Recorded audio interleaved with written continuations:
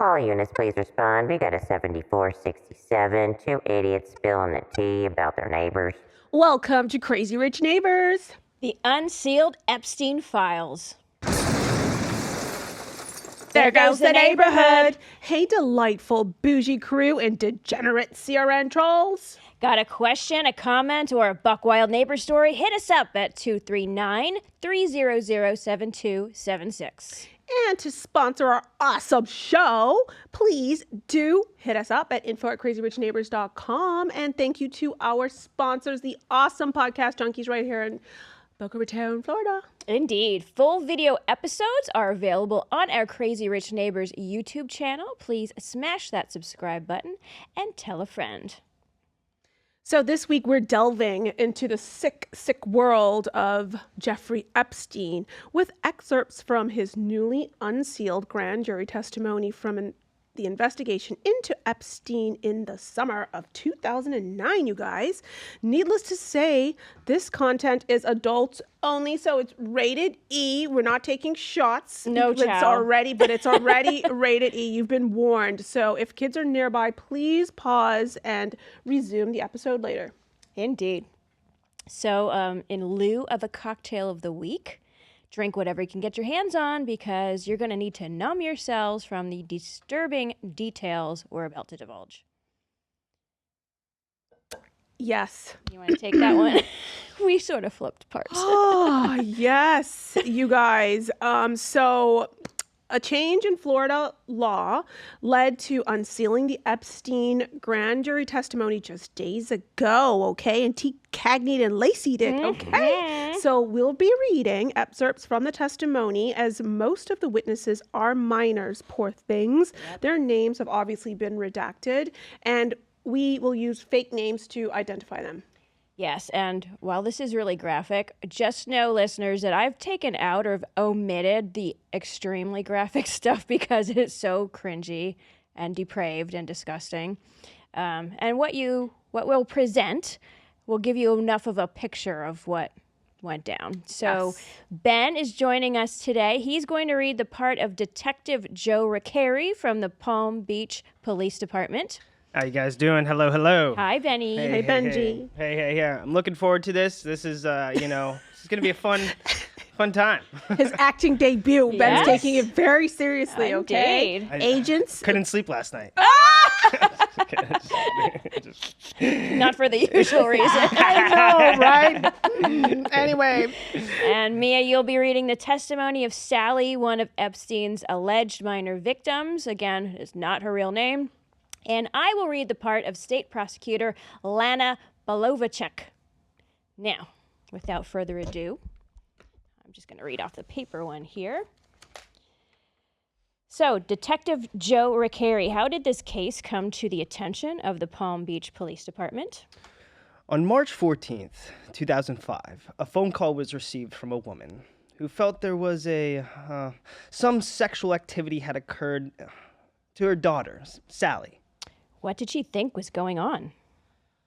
What had occurred was that Sally had gotten into a fight at high school, and subsequently, after the fight, they discovered $300 in her purse. And when questioned the $300, she had told them that she had received it from a man in Palm Beach. Okay. Did she also overhear a conversation where they were talking about sex? That Sally might have accepted money for having sex with the man? Yes, that is correct. She had some kind of sexual activity with a man in Palm Beach. And she was paid for it? Correct. Okay.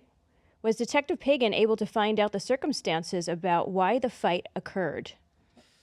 It was rumored that she had slept with a man in Palm Beach at high school. And she heard the rumor she was a prostitute, and that's what started the fight, correct? Correct. And who did she have the fight with? A girl named Pam. Okay. Where did the fight occur? At school? Yes. Who actually found the money in Sally's purse? The freshman assistant principal. Okay. How much money was in the purse? $300. Was Detective Pagan able to interview Sally? Yes. Where did that occur? That occurred at the Palm Beach Police Department. Okay. Was she initially honest with Detective Pagan? Well, originally, she did not tell everything that occurred. It was a thought of subsequent interview that the further information was developed. What did Sally tell Detective Pagan initially? Initially, that she had gone to the house with the girl by the name of Megan to pick up motes that were Monies. Monies that were owed to her. When Detective Pagan further questioned her, she explained that she was taken to the house to provide a message to a wealthy man in Palm Beach. Okay. She initially denied that, though, and said that there was no act on her part between this man and herself. Is that correct? Correct. Okay. But she ultimately told them that she went for a massage? Correct. To give him a massage? Correct. Okay. Did Sally discuss with Detective Pagan what Megan told her about going to the house? Like, did you know Megan was going to the house to bring you here to do a massage and that you're going to get money? Yes. And what did Sally say Megan explained to her? Originally, if I can read this. Originally, the first interview was done, at the high school. She was going to the house to provide the massage.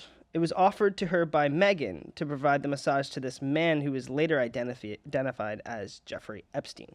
Okay. Did Sally admit to Detective Pagan that Megan worked for this man in exchange for doing sexual favors? Yes. Did she say that she was offered the opportunity to do those and that's why she went there? Yes. Okay. Did Detective Pagan ask Pam if she ever discussed with Megan about letting this man know her age? It was discussed in the ride over that if she would ask her age to say that she was 18. Okay, and Pam and Megan agreed that she was going to do that if asked. Yes. Okay, that's all for Detective Joe Araceri. Now, the prosecutor is going to ask questions to Sally, one of the alleged underage victims. Can you tell us who you are? I'm Sally, How old are you, Sally? 16. How did you know Megan? I used to date her cousin. All right, and how old is Megan? At the time, I think she was 18 or 19. Okay, that night you go down there and you meet her. What happens? Okay, that night you go down there. No, that's you go to A. Yeah, okay, sorry. No worries. Yeah. Ask it again. Okay. That night you go down there, you meet her. What happens? Yeah, and then it was just kind of like a regular night. We were hanging out, watching TV, and then like it was like 11:30ish or 10 something like that, and she was like, "What are you doing tomorrow?" And I said, "Nothing." And she was like, "Oh, well, do you want to make like $200?" And I was like, "Yeah, sure." And then she was like, "Well, you're going to have to like meet a friend of Jeffrey, and he lives in a big, humongous mansion, and like he lives on the water and all this stuff." And then I was like, "That's really cool." And then she's like, "But you have to give him a massage for like 40 minutes, and that's all you have to do. And you get like $200 for it. And it's really easy." And I was like, "Okay, whatever. It's just a massage."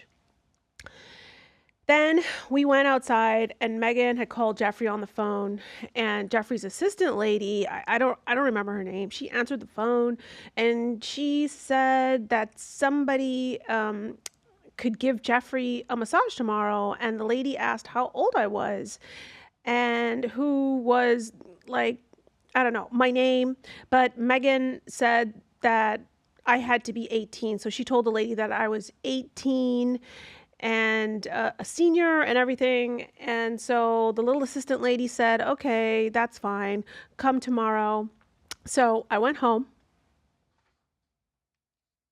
And then, that was it. I was home for the night. And then the next morning, Megan and another lady, like another teenager girl, I don't remember her name. She was in the truck with her, and we were leaving my house, but my dad saw. and I told him we were going to the mall in Palm Beach. And so my dad was like, okay. And then we got to Jeffrey's home, and Do you know Jeffrey's full name? Jeffrey Epstein or whatever. Where was it? The house? It's in Palm Beach, whatever. But then when we pull up in the driveway, nobody was there. He wasn't at home. So we walked up anyways. We all got out of the car, and there was a gate that you had to walk into to get to the back door, and there was like a security guard or whatever, and he has a little office or something in the back, and he saw us, and he came up to the gate, and he asked us who we were there for, and Megan said Jeffrey, and so the guy was like, okay, and then he opened the gate. All three of us went in like to the back door towards the kitchen, because I guess the kitchen's right there where you open the door. So we were sitting like in a bar like this, and we were waiting for about 15 minutes, and then Jeffrey and the assistant walked in through the back door also. And that's when I first met Jeffrey. We shook hands, and then the lady who introduced herself, the lady introduced herself too, and then the lady was talking to Megan and the other girl for a couple of seconds. Then Jeffrey said, "Who's going to go first or whatever?" And Megan and the other girls like, I don't care. And then Jeffrey's like, "How about you?" pointing at me.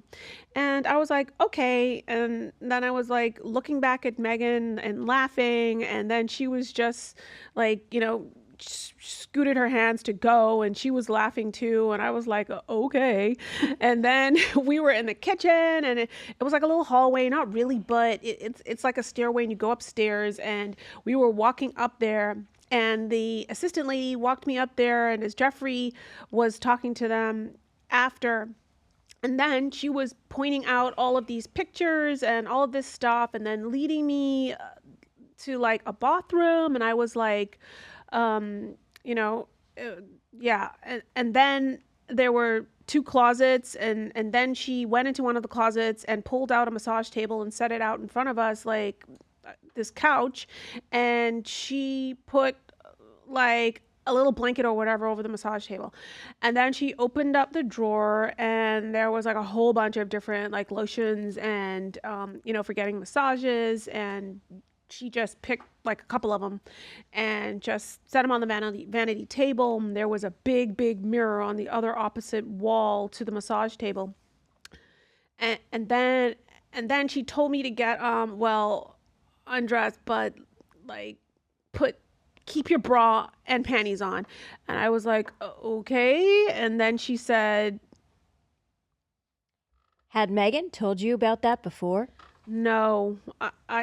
I thought like it was going to be a massage, like you keep on your clothes, and that when I got in the room, that's when the lady like explained what I would have to do just to get undressed and keep my bra and panties on. And then And did you do that? Mm-hmm.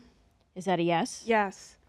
And then to stay in the room for a couple of seconds, and then Jeffrey would be coming in the room and at any minute. And then Jeffrey came into the room, and he said hi, and he shook my hand again. And then he went out of the room and got undressed, but had a little towel on. And then he came into the room again and laid belly down on the massage table. Okay, stop a minute.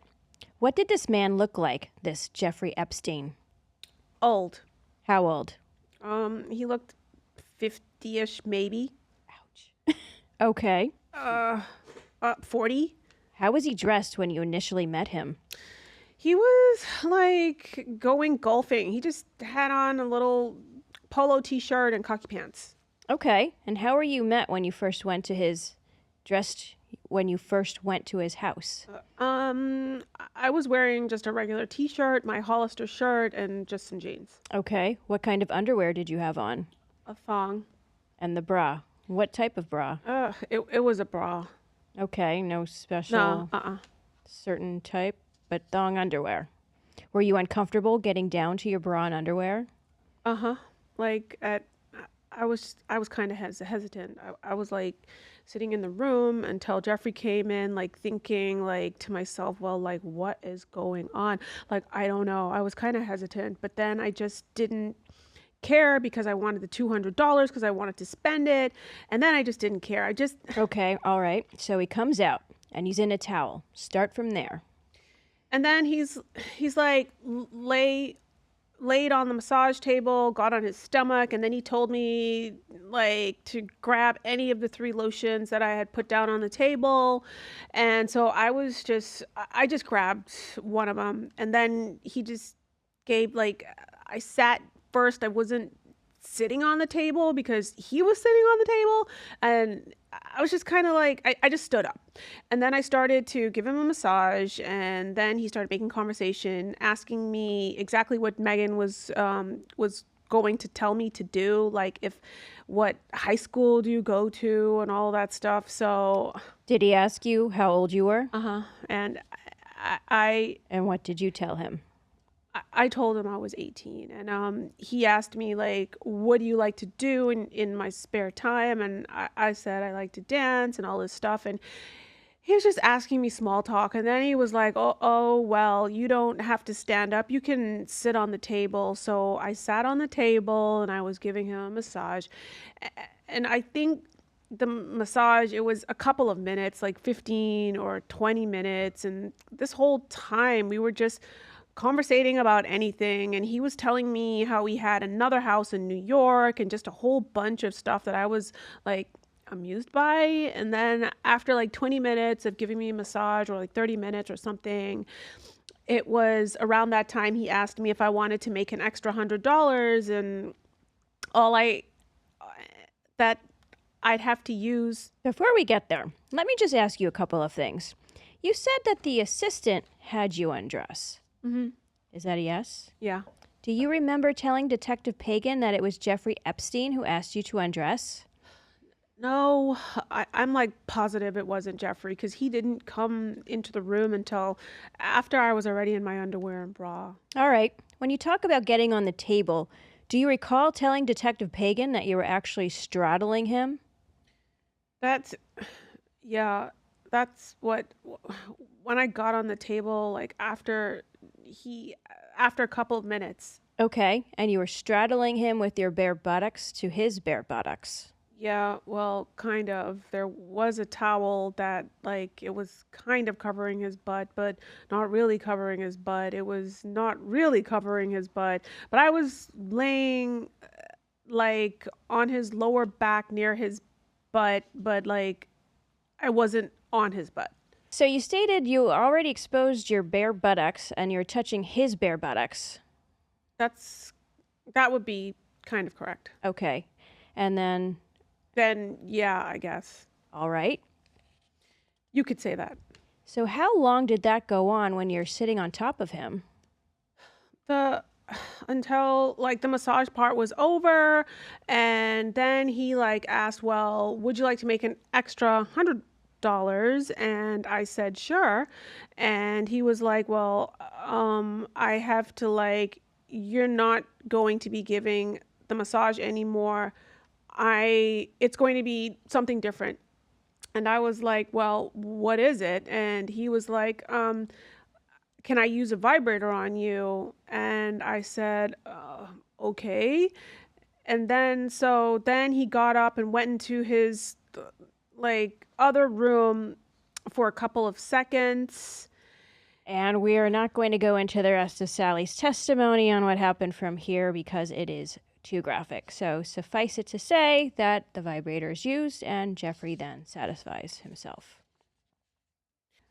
Megan told me if he does that, then you have to get more money, because that's like he gives you extra money if he jerks off anyways. And Megan had told you that before? Mm-hmm.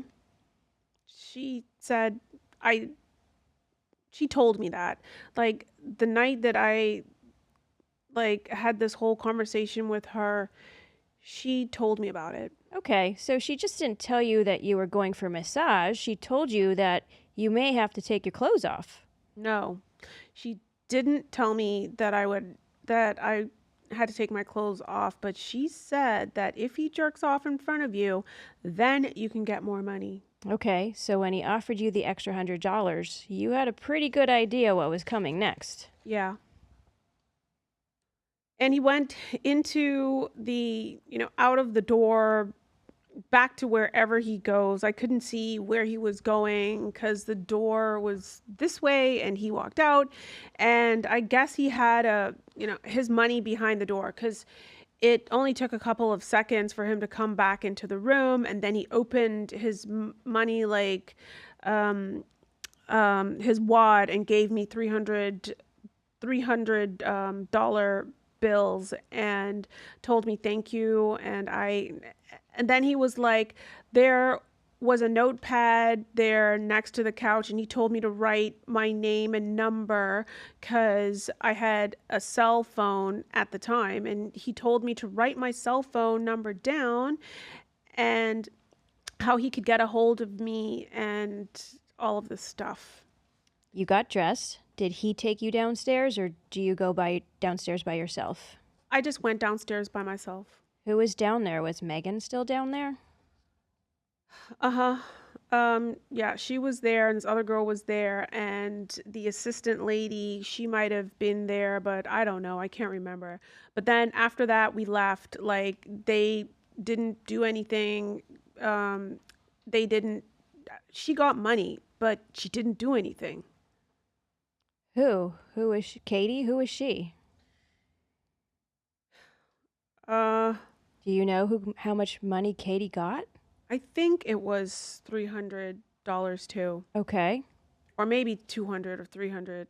Do you know what that money was for? No. At the time, I thought maybe she did something with someone else in the house, but then I was like thinking that there was only Jeffrey and the lady there. Like, I didn't think anything of it, and But did you learn that she got money for bringing you there? yeah, I kind of figured that was what it was when I got back home. Like, I was thinking about it for a while, and I realized, well, that's probably because she brought me. Okay. Did you discuss with Megan what happened up in that room? Yes. Then we got into the car, back in her truck. At first we were all like, okay, let's go spend our money. And then she was like, oh, what happened? What did you do? How much money did you get? And I was like, I got $300. And I was like, I was excited, $300. And then she was like, you got $300? What did you do with him? And then I told her, or I told him, or her what I did. And then she was like, oh yeah, I've done that too, blah, blah. And like, she said, then she told me like, what, like, if you do this, you get that. And if you do this, then you get that. And she was telling me like all this stuff. And then I was like laughing about it because it was like, yeah, thanks, for telling me that, I could have had to have gotten in my bra. And she like was like, oh, sorry. And she's laughing. And then the other girl starts laughing too. And then we all laugh together. Let me stop you there. When you're in the car going back, did you guys discuss doing this again so you could earn even more money? Yeah. Okay. I think. We didn't plan like a certain date. She was just like, we didn't like plan this or like, again, we didn't plan it. It was just like, she was like, oh, well, if you ever need any money again, you can always call me and you can come with me. And I said, okay. You don't recall telling Detective Pagan that you made plans to do this every Saturday so you could get rich? Oh yeah. Well, it wasn't like a plan. It was kind of like an imaginary kind of every Saturday. Like, okay. It wasn't for sure. Did you go back to Jeffrey Epstein's house to give him another massage? I did not. Okay. So then the juror asks Sally a question, which is, did you ever feel that his behavior was a little strange? That's what we all joked about in the car. And the juror replies, yeah, but did it ever occur to you that he could have hacked you up? Now I think about it, and a lot of things could have happened. I thought about it a lot. And the juror replied, should give it a little further thought. Okay, good job, Sally. Now, Detective Joe Ricari is back on the stand, and Attorney Belovalek is resuming her questioning of him. Detective Ricari, let's go back to the investigation before you took over. It's still with Detective Pagan. There's a mention in her report of trash pulls. What is a trash pull? A trash pull is when you make agreements with the supervisor of a sanitation to have the trashman go out on the property, remove the trash, and place it in an empty well of the trash truck. And you follow them to a different location, then you retrieve the bags from the truck. How is it that you can take things off someone's property without a search warrant in that way? Is it permissible because it's been discarded? It's discarded. It's trash. It was in the truck. We just take possession of it from the truck. Okay, April 1st, 2005. Was there a trash pull at Jeffrey Epstein's house? Correct. Okay. Do you know what was found when they examined the trash from his home? Several messages with phone numbers written on it with girls' names and different messages. Did any of the messages that you've had a chance to look at talk about any of the girls you found through your investigation? Had they gone to Jeffrey Epstein's house? That is correct. The names and phone numbers were of girls that have gone to the house and left little messages. I have girls for him. You know, for a good time, call me type of thing. Okay. Was there a message indicating that Sally had an appointment in April? Yes. And what time did she have an appointment in April? 11 a.m. Okay. Do you know if Detective Pagan had taken voicemails from the phone confirming the meetings with Sally? Right. To go there at 11. There were controlled phone calls between a witness was making phone calls to Epstein's staff for us as part of the investigation. They made the appointment to bring Sally over at 11 a.m. for April 1st. But Sally never went there. No. What did another witness named Beth tell you? During a sworn taped statement, she stated that she became in contact with Mr. Jeffrey Epstein when she was 17, when she was approached by a friend with an opportunity to make money. She was taken to the Epstein's residence. She was told that she would have to provide a massage and make $200. She was taken to the house. She was introduced to him, Epstein's assistant by the name of Sarah. Sarah then would escort her upstairs, prepare the room for the massage by putting on the ointments to the different oils. Mr. Epstein came into the room. He demanded she removed her clothing. She did so. She started giving the massage, rubbing his back, his calves, and thighs. He turned onto his back, asked her to rub his chest, and he did. He tried to touch her buttocks. She pulled away. She said, "I'm uncomfortable with you touching me. I'll give you the massage, but I'm uncomfortable with you touching me." It was at which time he said, "I know you're uncomfortable. If you bring me girls, I will pay you to bring me girls." So he didn't make her do anything she was uncomfortable with? Right. Okay. How did she indicate that she first... Oh, shoot, sorry.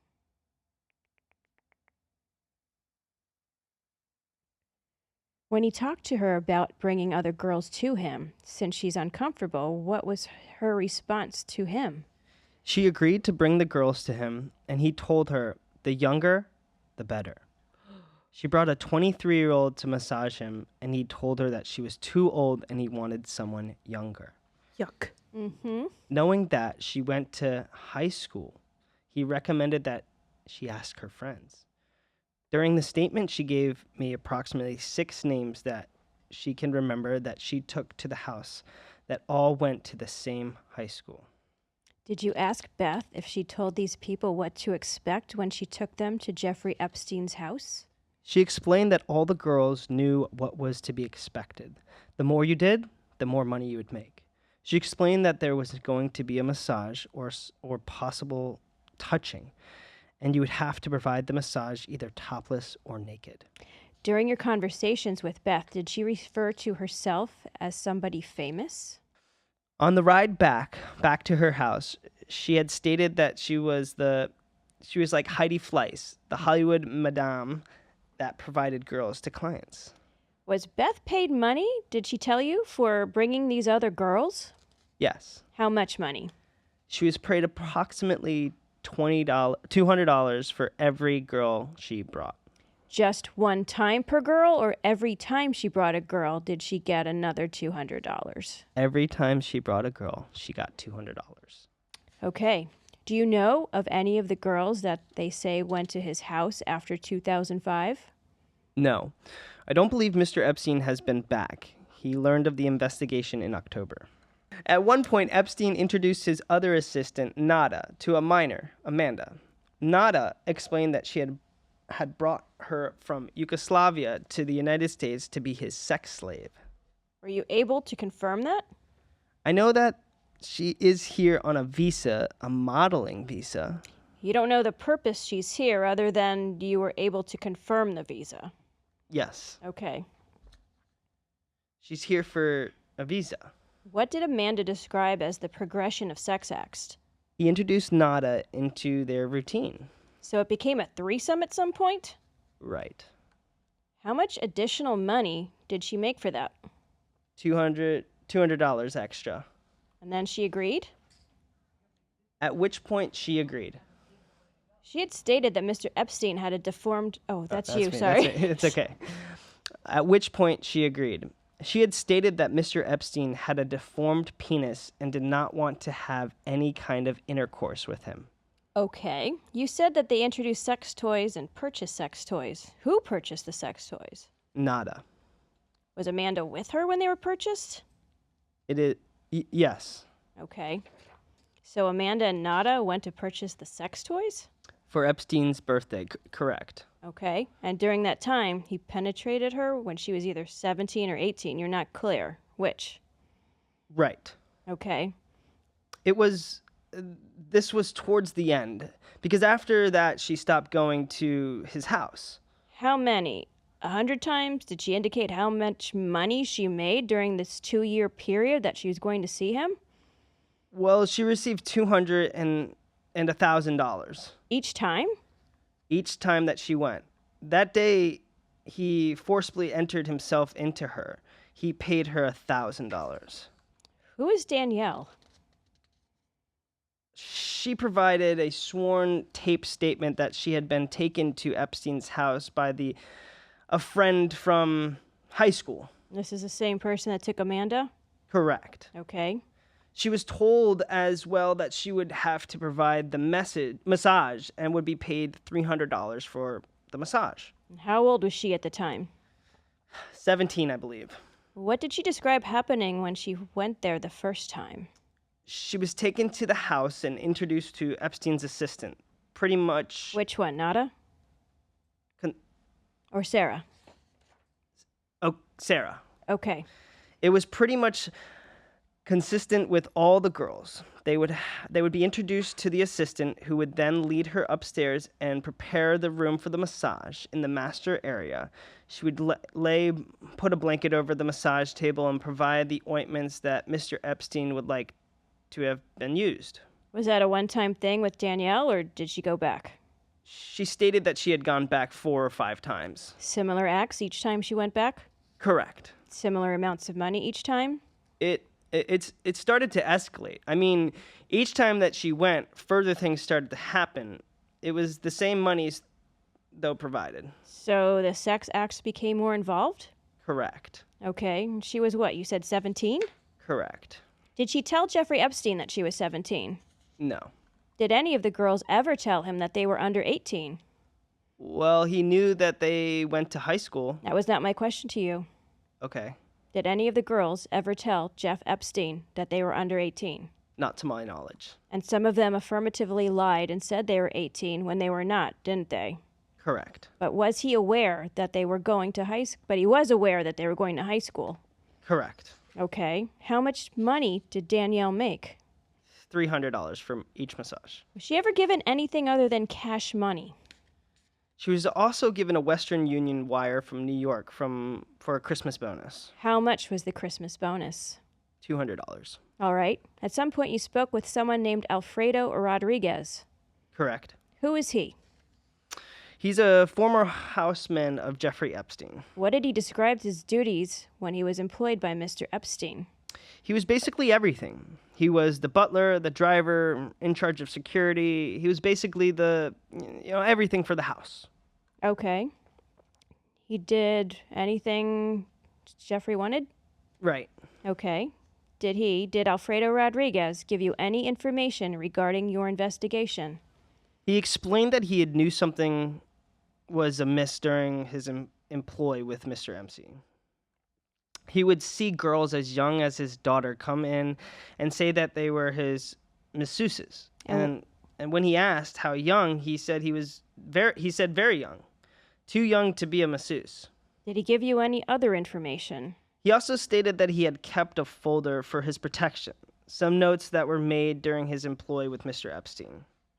Were you ever able to find any intelligence from the Palm Beach County Police Department that confirmed any of these girls being in his house, other than the girls saying so? Through physical surveillance, I had researched all the intelligence that the police had gathered during the past couple years. At this point, Detective Riccari, I'm going to see if the grand jurors have any questions for you. Yes. It seemed like Epstein had multiple sources to have access to some of these young girls. Is that correct? All these girls were in a tight clique together, Megan being the first one from the clique to go to the house. Okay. Megan brought the other girls. Right. So it was like a trickling effect. Right. So this, it just kind of seems like a little micro economy getting spawned here. Do any of these girls provide some type of services for money for anything else? No. How many of the girls were seeing him for more than a year and he knew they were still in high school? I know that all of them were in high school when they first started seeing him. The age of graduation is 18. I would say that because they all met him through the same high school. The question is the length period. It's not just one time. It was numerous times for 2 years. Over 2 years. 15 or more times? Right.